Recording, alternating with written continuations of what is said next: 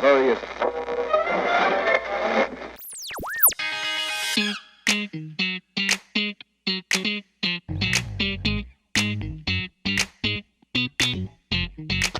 Let's go. It's your host, Nick Perrette, and you're listening to Commercial Roofing Radio. This is the hottest radio station in the roofing world. We are your favorite place to hang out, learn, and shoot the shit. So sit back in your truck's chair, relax, and enjoy the show.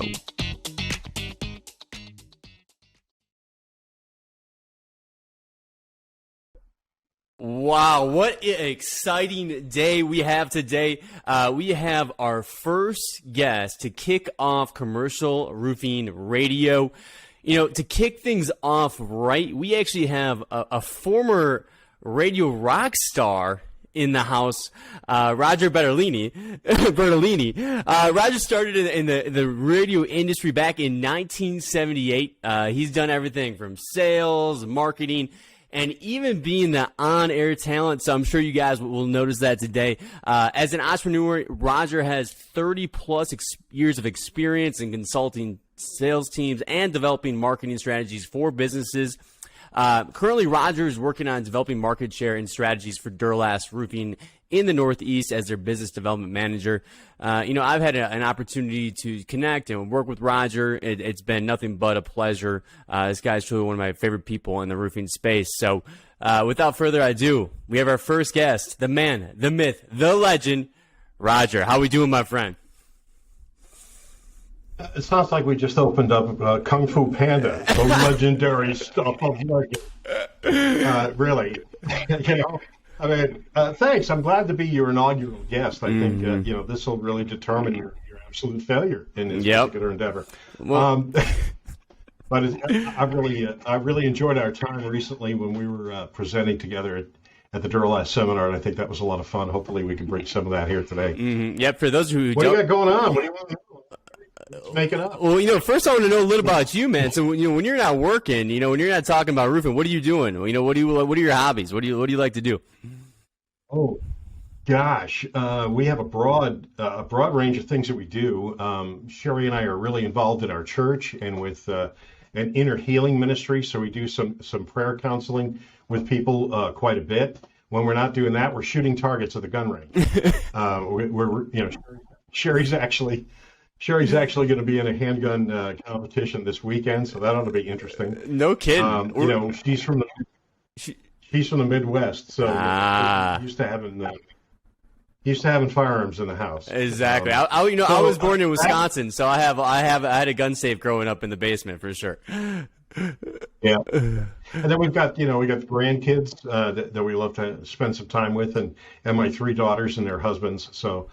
Family's a big deal. Church is a big deal. And then I think Sherry and I have a real big background in just trying to help people in some way, shape, or form. We spend a lot of time doing that in some way. So that's what we do. Yeah, I knew that you and your wife are really involved in the church. So, I mean, what takeaways, what lessons has the church, taught you and your wife that you think you brought into your business career?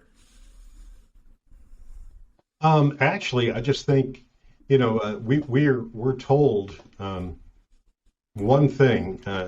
We've been given 2 commandments by Jesus, and that is love God with all of your heart, and number 2 is love people as you love yourself.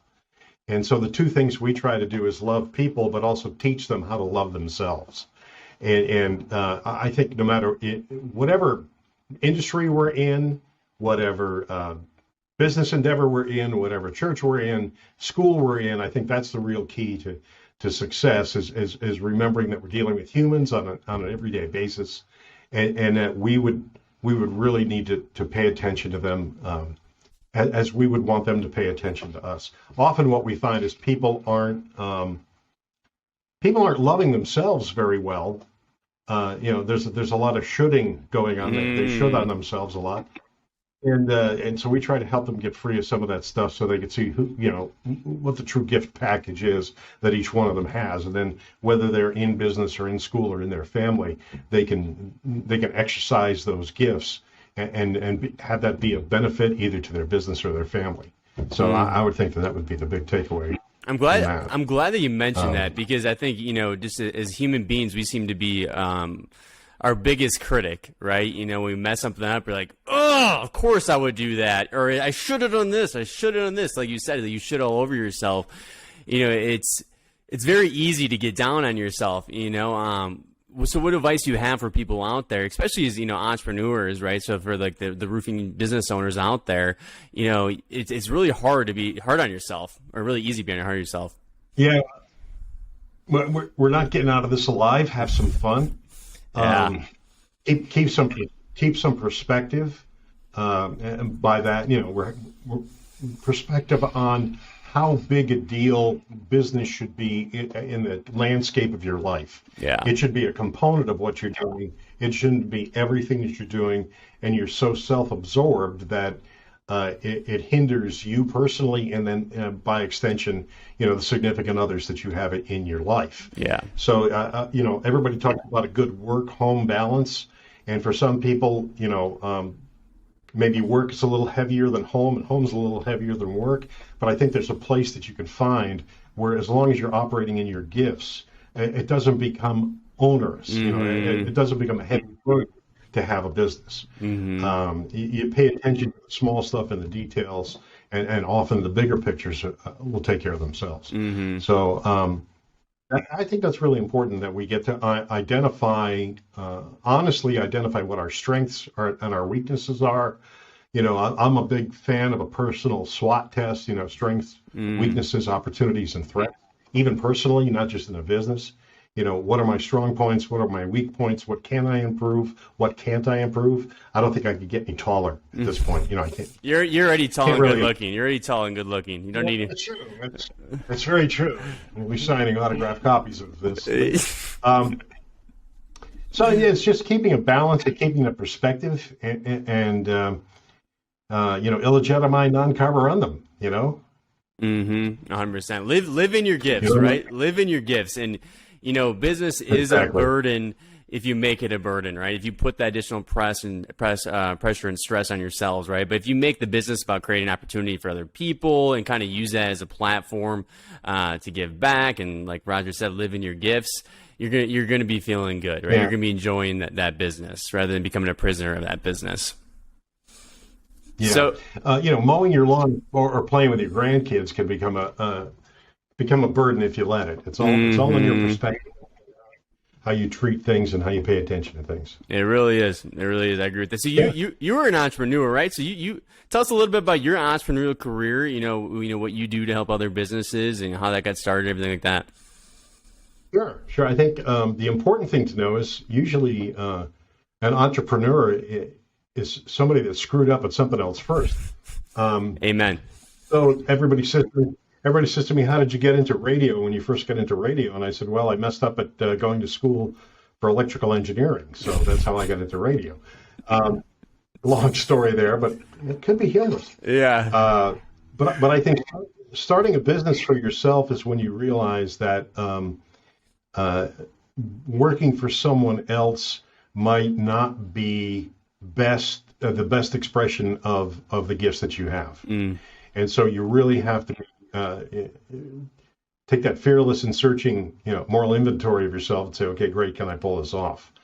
And I started by working with a partner, and we were consulting radio and TV stations for sales and management. And so we would go into their stations and into their offices and help analyze the sales staff and the management staff and help them structure things and how to get better and how to be a better organization for the people that were working there, as well as, for the profitability of the company. Mm-hmm. So that's really the first step into being an entrepreneur or being in business for myself was with a partner. We were consulting radio and TV stations and having an awful lot of fun. Yeah. So was the year, am I right? So was 1978 the first year you got into radio? No, actually it's 1972, 73. 73. I was 4 years old at the time. Oh, wow. I was going to Quinnipiac University here in Connecticut, and I had just transferred from Worcester Polytech out of the engineering program. And I was going to Quinnipiac University, and one of my professors was the advisor for the campus radio station. And she said, I noticed in your transcript here, you've got a lot of electronic experience. You want to help us put the radio station on the air? And I said, no, not really. No, thank you. I'm busy. And she said, what if I get you 3 free credits? And I went, what time do you want me there? And so from that point on, another guy and I literally designed, built the studios, put up the transmitter. I mean, Wow. did the whole thing. And of course, we didn't have anybody to be on the air. So we were on the air. I mean, we drafted people to be on the air on this little college radio station. And that's how I got into radio. And that was 1970, whatever that was. Wow. Early in the 70s. All right, so early in the 70s. We'll say 1972. It's been, quite some time. You've done, sales, marketing. You've been, the talent. You've scheduled people. You've kind of done it all. Obviously, back then, I feel like radio was such a big part of a business's advertising strategy. As you started to develop it into the radio industry and started to learn that side of things. How big of a role was that for like lead generation and brand awareness for companies? Oh yeah. I mean, this is pre anything digital. I mean, we're talking newspaper, TV, radio, direct mail. You're done. Billboards. Yep. So I had to teach all my salespeople that worked for me, actually how to be little mini marketing agencies, so that I could send them out and they could be of benefit to the people. The people that we were working with, the small business people that we were working with. The interesting thing is the process of working with people to help them market their business really hasn't changed. The only thing that's really changed in the last 50 years are the delivery channels. We're talking pre-cable, we're talking broadcast TV, cable just coming into its own, radio stations that were independently and locally owned. Many, many more newspapers and many more print options. But so over the last 50 years, we've watched the channels, if you will, change.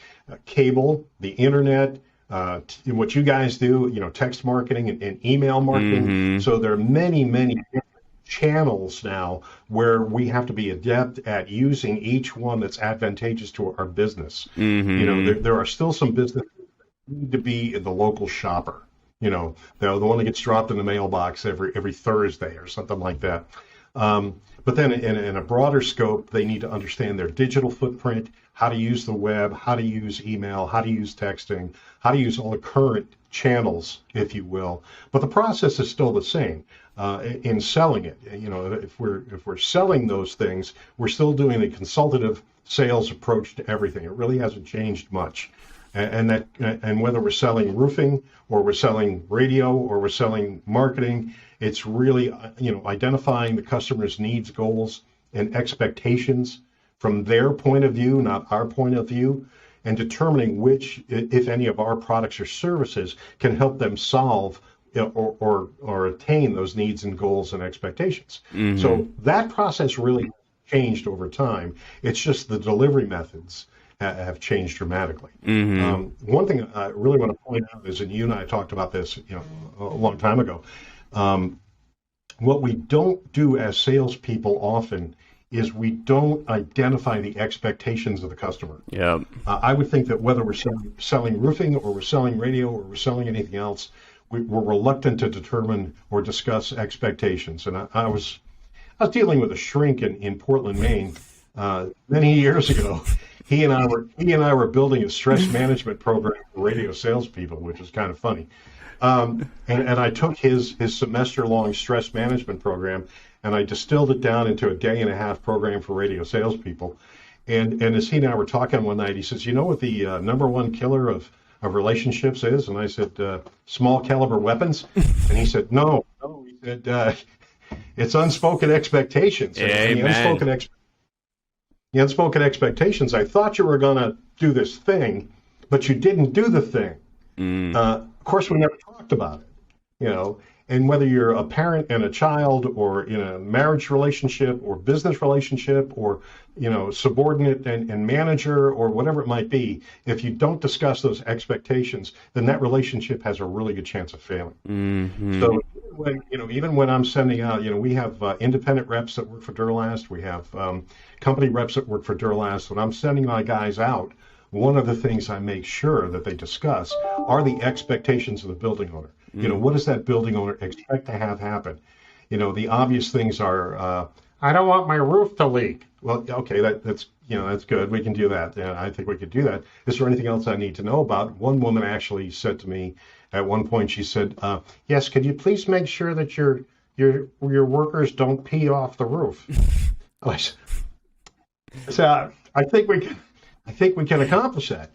No, I didn't. You know hear that was that? a big deal. You hear that story though? Yeah, I have heard that story of happening quite a bit. So it must have happened to her in the past. Must have happened to in the past, and it's almost even bigger than what's the price of it. Exactly. And so, we don't want to horrify my employees nor my customers. But just discussing expectations, I think, is really important in whatever relationship that we're in. No, I completely How am I agree. doing? Am I doing Oh, okay you're so doing far? you're doing fan. You're hitting all my expectations. You're hitting all my expectations. So thank you. So what I liked when you mentioned when we were discussing radio and how big of a part that was for businesses to build their brands, generate leads, was all of a sudden as things started to change, advertising didn't change, marketing really didn't change. It was really just the additional channels, and I think that's what makes it so confusing as a business owner, right? So if I have a roofing company, right, I'm doing X amount of dollars, per year, and let's just say I'm only put 5% of that into marketing and advertising. I got X amount of dollars now, right? And so for a business owner, it's like, what do I do with that? There's so many channels now, right? And I only have this amount of money. Do you have any advice for a contractor and trying to really figure out how to diversify or where to put that cash? Yeah, exactly. First of all, I think you ought to set some of it aside and hire a professional. A lot of people don't want to spend the money to involve a marketing company to help them with their marketing and advertising. But that would be, you doing your own marketing and advertising as a roofing company would be like me doing my own roofing as a marketing company. Yeah, It would be like me doing my own chiropractic. It's not like I'm going to the dentist and fixing my own teeth. I'm going to hire some professionals to help me do this. It's worth the money. It's worth the money to involve a marketing company. Expect to pay, say, 25% of your budget to that marketing company in fees and assistance. And that's money well spent typically, because that means the other 75% of your money is going to be spent more efficiently and in the areas where you need to place the most emphasis. And I think we always have as entrepreneurs, and I've run into this in dealing with small business people for a long time, is they have a really interesting idea of who their target market is. And a professional marketing company can help you actually identify that market, that sweet spot of where you want to be, size, job, type of client, location, all those things can help you identify that market and then apply the appropriate solutions for media to that market. So, we automatically, as an example, one of the myths is if I'm selling direct business, I have to deal with the business owner directly. Not all the time. Often what happens in a decent sized company is I've got a roofing problem. I turn to the admin and I go, get me 3 guys to get me a number on this roof. And so it's really not the building owner that needs to be approached. It's a completely different strata of people who may have different media habits, may look at things a little bit differently than the building owner, the business owner. And the difference between the business owner and the admin can be night and day. So it becomes an important idea for the contractor to really deal with, learning who that target market is. And often a marketing company will help them do that, help them define that target. So that's the way I would begin to allocate the money. Why do you think roofing companies? Why do you think roofing companies are so scared to hiring a marketing company? Is it getting burned in the past and then it's done? Because I'm like, for me, it's like if I get a bad haircut, it's not like I'm never gonna get a haircut again. You know what I mean? I'm just gonna try a different place. Are you mentioning? Is it my hair? Yeah, exactly. Yeah, exactly. Right. Yeah, I don't think I look bad for an 81-year-old. No, you look great, man. You look great. So I think I don't think anybody likes to waste any money. letter A.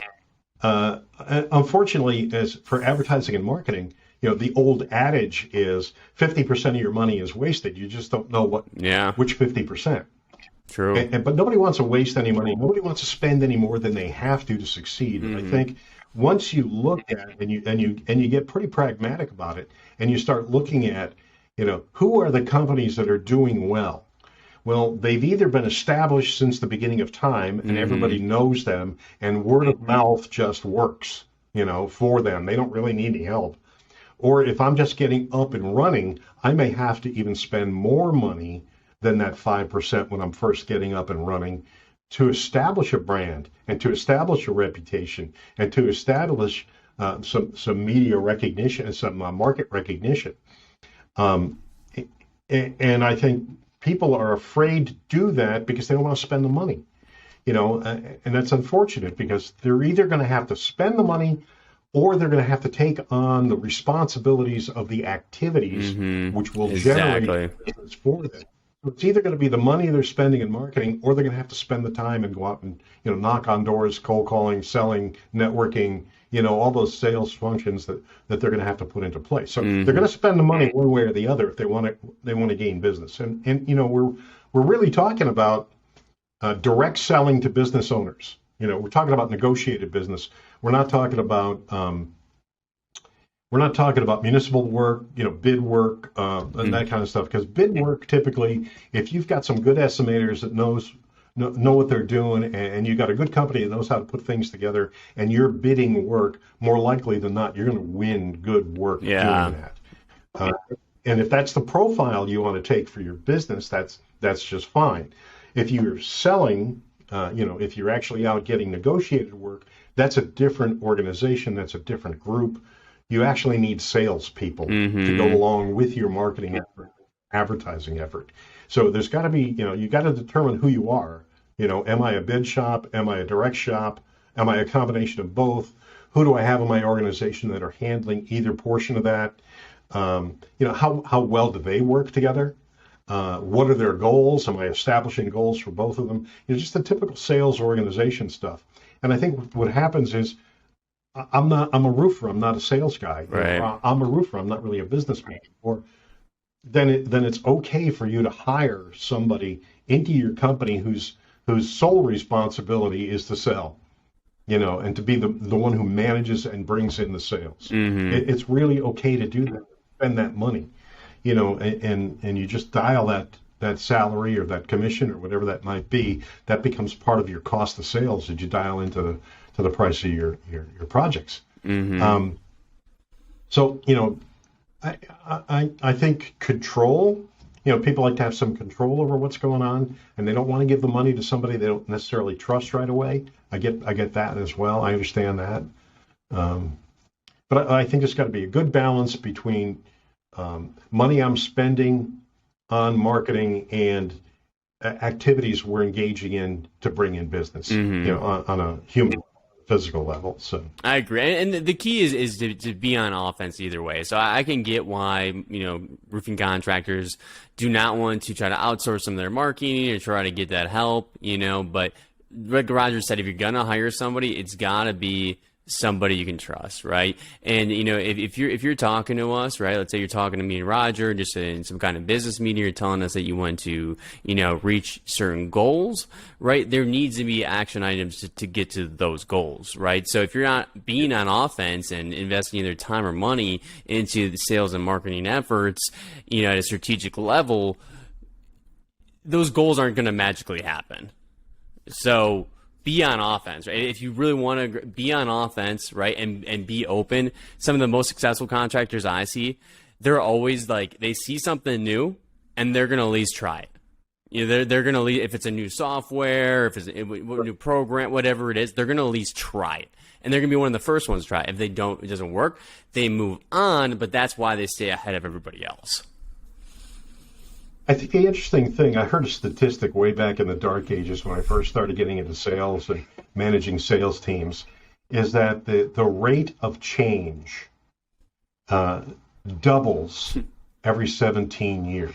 Wow. So the change we're all going through, the rate of that change is exponential. It's not geometric or linear. It's actually exponential. So every 17 years, something, if the way we can process information changes, and the amount of information doubles every 17 years. And if you think about where we were just 17 years ago, which is 2005, Yeah. and even though some of us think it's 1986, it's 2005, just 17 years ago. When you just think about the computer you had on your desk in 2005 and how different that is from now, where most of your world can be handled here. Yeah. It's very, very different. So even with the number of people in the country, that has changed in the last 17 years. So it's a 17-year period. Change is just absolutely ridiculous, and adapting to change is probably the hardest thing humans have to do. We find that if we're doing something and it's successful, it should be successful till the end of time. Mm-hmm. And that's just not true. That's just not true. The market's going to change. People are going to change. Products are going to change. Everything is going to change around you. Yep. So unless you have the ability to shift, modify, and adapt what you're doing to make yourself more profitable, then you're automatically going to be either stagnant or dying. You're not going to be growing. Yep, completely. Yeah, I completely agree. Right. So the people who so there's a quote that I heard that I really liked. It was a statement closes the mind, a question opens the mind. Right. So the owner, right, the management, right, the executives, all the key people at these companies, the ones that are coming, just staying curious, always open minded, listening to their team, listening to their customers, all that kind of stuff, are the ones that are going to stay ahead of time. And I think, one of the biggest shifts too is, we're talking about sales and marketing. One of the biggest shifts has been just expectations of the customer, right? You think of things like Amazon and Uber and all these, crazy tools out there, right? That make everything just so quick, right? DoorDash, you give your groceries delivered, all that kind of stuff. People want a better customer experience. And I think that's, one of the ways that you can really separate yourself as a customer, right, is making some kind of remarkable experience with them, right? That they're like, wow, I want to keep working with these people, because usually they have more properties, right? And they want to tell, other property owners that they know in their network to also work with you, right? If you can leave that remarkable experience. Don't you think, Roger? Yeah, I think, when we were concentrating on sales training way back when, and I was doing a lot of sales training, we were talking about, the 4 different levels of sales competence. And the highest level would be when you are perceived as being a resource to your customer, regardless of the product that you're selling. When I was an independent rep for Duro-Last down in Tennessee, I was dealing with a lot of roofing contractors, a lot of building owners, and a lot of architects. I would love it when somebody, one of my customers, whether a building owner or architect or contractor, would call me and say, hey, do you know any good HVAC guys in this area? Mm-hmm. Oh, well, yeah, as a matter of fact, I do. And that meant that I had achieved that status of being almost like an unpaid member of their staff. That is where cool. They want to call me for information. Yeah, and I think most salespeople have a few customers that are like that. Any decent salespeople have a few customers that are like that. And I think as we try to strive to have more customers that are relying on us as a resource, not necessarily for just what we sell, but for what we can bring to the table as a business resource for them. I was also asked all the time, can you come and do sales training for our team? Yes, that's not something that my company sells. Duro-Last doesn't sell sales training, but I'm going to show up and do sales training for you. Resource. Value. Yeah, a resource. And I think if we strive to get to that level, that's when we really see that, the business comes to us. We don't really have to kick down doors. Yeah. The networking is going to happen. The organic stuff is going to happen. So, You called me out the other day, right? So we're gonna bring this up on air, right? You called me out the other day. You said, "What's wrong with your generation? You guys don't like picking up the phone, all right?" You said this sales one. You said that's sales 101. Right? For those who don't know, me and Rogers have a business relationship as well. We get to work together on some things, right? So he's like, well, what's wrong with this kid, basically, right? So for those for roofing companies, we'll switch to the roofing companies. When they're engaging with prospects and customers that they worked with in the past and stuff like that, that might own other properties. What's your kind of your sales 101 there? Like, how often should they be engaging with these people? Should they be stopping in, phone calls? Do you kind of have any kind of secrets to the trade there? Yeah, I do. I think people still buy from people regardless of the channel. Yeah. So we can introduce them. We can introduce them to our products and services all we want via whatever channel we want. But ultimately, I think people still buy from people. Yeah. And so we need to engage with them on a personal basis. There's about 25% of the population that doesn't really care. They're just going to want the facts and figures. Just give me the facts, give me the figures. We're happy. Okay, go away now. Leave me alone. I'll make my decision. You have literally you have like 50% of the population is relationship oriented. 50% of the population is task oriented. Yeah. Identifying which category your customer fits into will help you talk to them, will help you relate to them in a manner which makes them feel comfortable. Versatility defined as my ability to be able to make the prospect or the customer feel more comfortable in the situation. And I could do that by starting to identify by their behaviors and the way that they ask questions or speak. I could start to identify where they might be on this continuum. So I could speak more to them in a manner which would open doors for me and for them. So understanding the customer from a personal standpoint is really important. Sometimes face to face is going to be the only way to do that. And fortunately for us, Zoom, Teams, that helps, and I think that's really important.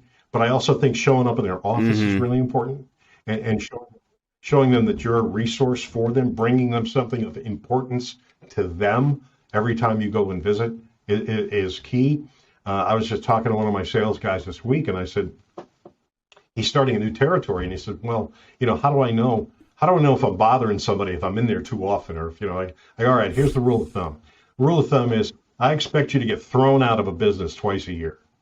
I said, less than twice a year, you're not being aggressive enough, and more than twice a year, you're being a jerk. So twice a year is probably number. And he was surprised because he's very considerate of everybody's feelings, but he was so considerate of everybody's feelings that he just wasn't making enough face-to-face visits with people that he needed to be face-to-face with. So, I think technology is key as far as branding and opening doors, but then I think human to human, we have to understand how to interact with people at their level, and then also understand what their goals and expectations are. Yeah, and the thing is let's be for real. If you get these people, these prospects or customers to like you, right, and you're coming in, you're having more impressions, and then the 2-year, whatever it might be, as long as you're bringing some kind of value, not wasting their time, it probably won't be the end of the world, right? Most people struggle to even get those 2 impressions, right? They're not doing enough of the impressions. So make sure that you're getting out there. And I'll say this, I'm not, that great of a salesperson. I'm okay, right? I enjoy running my business, but I'm not like the best salesperson ever. I've been on sales teams and I've seen the best salespeople there and I see what they have. But when you're talking about building that relationship and knowing them personally, that's allowed me to reach, different levels of success because I've been able to lean on that, right? Where it's like, if I go into my CRM, I'm writing down, hey, how many kids they have, where they grew up, what sports teams they like, all that kind of stuff. And then I always I don't purposely do this, but whenever I'm on a call, I try to do it where it's like kind of a sandwich, where it's like personal, business, end with personal, all right? And so then that way, it's like, you guys just, first off, you want to enjoy it, right? If you want to like the people you're working with, let's enjoy it a little bit. Let's have some fun with it. And then as long as you're executing, right, you're going to be able to do business together for a long time. I don't want to give the misimpression that, we all have to be these, very, very glib, oh, I want to know your family. Some people don't want to do that. Some people want to just have a business relationship, and then other people want to have that personal relationship. But either way, that's what we're talking about in that relationship. When we say relationship, we're not just talking about, hey, we're buddies, we're going to go to each other's wedding. We're talking about, hey, we're both professionals and we know what we're doing. Yeah. Too. And some people are going to lean on the personal more. Some people are going to lean on the professional more. But a professional salesperson understands what that customer needs from their point of view and deals with them at that level. Yep. Regardless of product or service. And if you're executing, they're gonna love you a whole lot more anyway. So I'm sure they'll love the small talk if you're doing a good job for them, right, and saying what you're gonna do.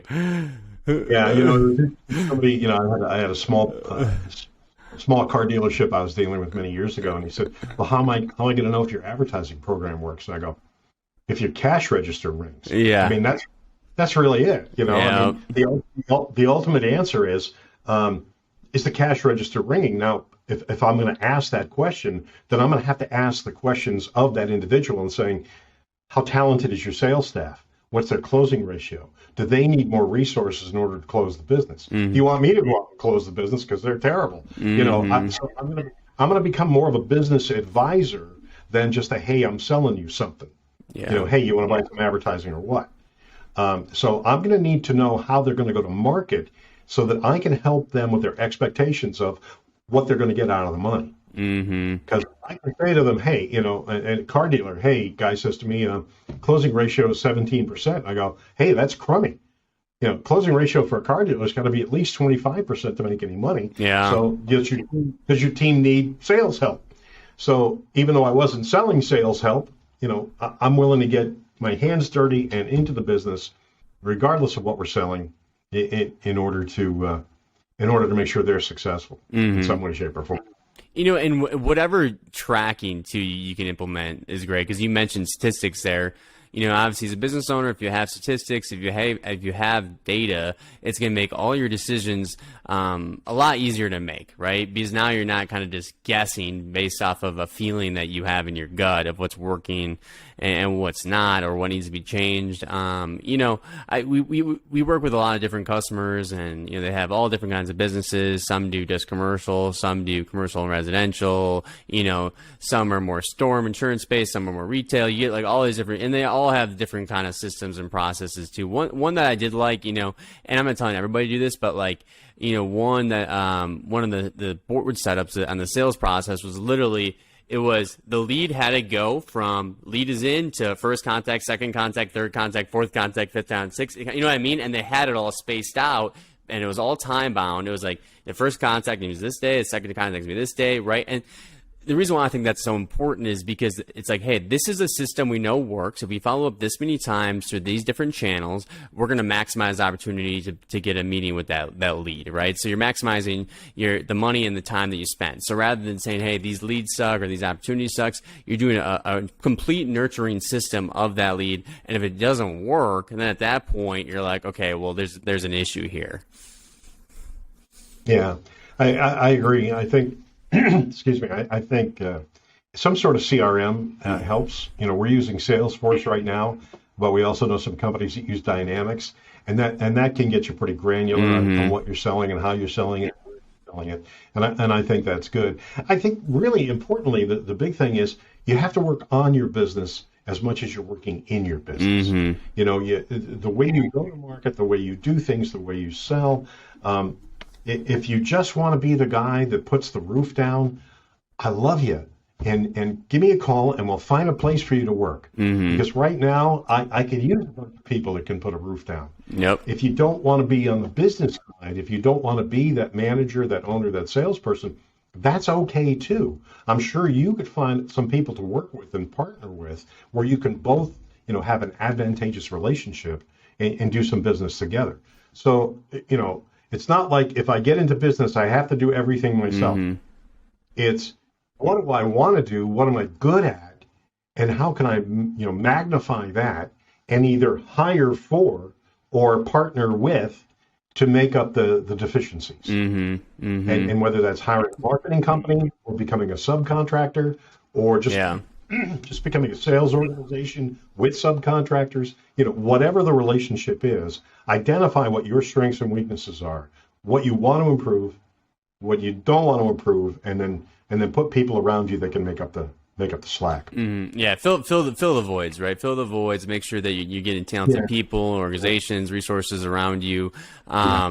I will say this too, is I hear some people that we talk to, especially if they've been in business for a while, that they say, hey, we're not really looking to grow. We're not trying to explode this thing. And that's completely fine, but keep a growth mindset, right? Keep a growth mindset. Because the thing is if you're not, it doesn't necessarily have to be, hey, our revenue is trying to blow up, but like we're trying to become more efficient, or like some kind of growth mindset thing where you're improving. Because if you not wanting to explode the business removes the growth mindset, you're going to go out of business, because you're going to be falling so behind on everything because you're not updating stuff. Like we said, if you're not evolving and updating, you gone. Bye-bye, unfortunately. Yeah. Yeah. But all right. Yeah. Well, so Roger, if somebody wants to get linked up with you, some of the roofers who are out there listening, what's the best way to get connected? Obviously, you guys could call Duro-Last and they'll just pipe you right into my desk phone. Do it. That's one of the easiest ways. I'm on LinkedIn. You can just send me a LinkedIn message. And those are really the two easiest ways. Right on. So looks, it's Duro-Last.com is the website, and then if you want their phone number, it's 866-735-8824. So make sure you connect with Roger. Like you said, he can be a major resource for you. Duro-Last is doing some unbelievable things. We've had a great opportunity to kind of partner, work with them on different things and different clients, and just great people, great culture, always takes care of their contractors. So one of the biggest things is when you're looking at manufacturers, suppliers, all these different people, they can be a great resource for you. And a lot of people that I met there, just they love their job, so they do good work for you. So make sure you guys are linking up. All right, but now we have a game. Roger, we got a game, and then I don't know if you saw my email, but we end with enlightenment, where you have to give us some kind of enlightenment. So you can either give us a quote, a life lesson, or a book suggestion, or something like that. So you got a little bit to think about that. So the first thing is we're going to be playing Are You Smarter Than a Roofer? Okay, so we're going to be doing a five question trivia game. So we have some that is roofing related and some that is based off of who you are as a person here. So the first one, we're going to go with the radio theme. This man started his career in the radio. He was the talented radio rock star. So what year was the radio invented? Was it A 1919, B 1895, C 1717, or D 1789? 1895. That is correct. Nice. Marconi invented the spark gap generator. I love it. Nice work. All right. So, all right. I got one. You got one. This one's going to be tough, though, here. This one's going to be tough. And this is why I had to ask you about what year you started in radio. And this is so while we were recording, I was researching online to change this question. So you started your radio career in 1972. What was the Billboard Top 100 song that year? Was it A, Lean On Me, B, American Pie, C, The First Time I Ever Saw Your Face, or D, Rocket Man? Oh, I want to say American Pie. This one's tough. It was C, The First Time I Ever Saw Your Face. That was the one that I did not expect. That I know. I'm telling you, 1978 might have been a little bit easier. You should have stuck with that. All right, so. Wait. First time ever I saw your face. Roberta Flack? Yeah, that is correct. Nice work. I love it. See? I'll give you a half a point for that one. All right, so. Yeah, all right. In what year was the first Duro-Last roof installed? Was it A, 1978, B, 1969, C, 1983, or D, 1990? 78. That is right. That is good. He's pretty good at this trivia game. That is pretty good. The applause. Yeah, I know, right? The applause. I'll give you applause at the end of the show, all right? All right, so it's in the mix, Duro-Last headquarters is in Saginaw, Michigan. What is the capital of Michigan? Is it A, Detroit, B, Grand Rapids, C, Ann Arbor, or D, Lansing? I have no idea. This one's tough. I know. Isn't it crazy how tough the capitals are? That's why I'm like, man, I'm so glad I'm not playing this game. But the thing is, Lansing. that is correct. He is good, man. He is good. He is good. All right. So the last. I think we need a disclaimer. Wait. I think we need a disclaimer here. What do we need? I don't actually work in. No, he does not. Okay? He's out northeast. I work in Connecticut. He's out in Connecticut. Yeah. He's out in Connecticut. All right. So the last question is how many roofing contractors are in the U.S.? Is it A, 27,000, B, 109,000, C, 69,000, or D, 50,000? Oh, 69,000. It is B, 109,000, man. Hey, you got to know your market better over here, man. Come on. No, I'm joking. Oh, wait a minute. We're talking about roofing contractors? Yeah, roofing. Yeah, that's true. That is true.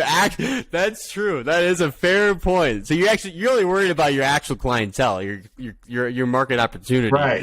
Yeah. Oh. Well, that's good. We're going to send you some kind of prize, so we'll connect later with the dress. To be honest, you're the first guest. I don't even know what it's going to be yet, but you're going to get some kind of prize. So congratulations on your surprise box. All right. Well, thank you. That's great. It's awesome.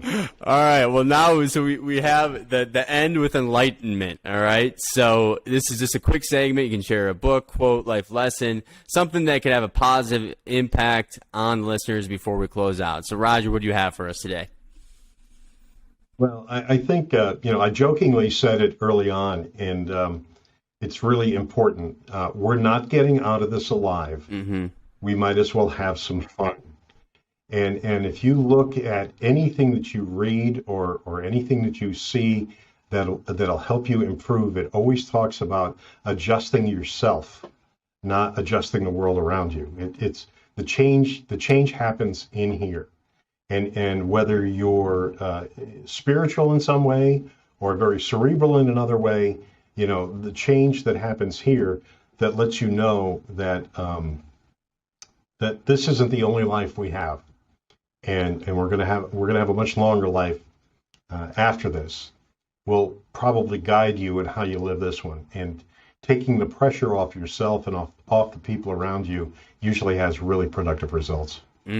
So good. I appreciate that one a lot because sometimes I forget. Right, I get so involved in the goals, the grind, everything I'm trying to do and improve on that sometimes forget to have fun along the way. But sometimes you got to remember when you do have fun along the way, usually more of a pleasure to be around, right? And that stuff that you want starts to gravitate towards you. And then the only other piece of advice I have for everybody is don't eat bad pizza. Just don't do it. Come to New Haven, taste real pizza. You'll never have pizza anywhere else again. Okay. What's the best pizza in New Haven? 3 pizza places in New Haven. Let's see, Modern Pizza, Pepe's, and Sally's. Okay, so those are the 3 biggies in New Haven. And then those New York guys, they do okay. Ray's and those guys, they do all right. Chicago pizza, it's a chunk of bread with bread topping on it. Oh, you might be getting some contractors angry in the Midwest over there. Good thing that's not your territory. You got lucky. Yeah.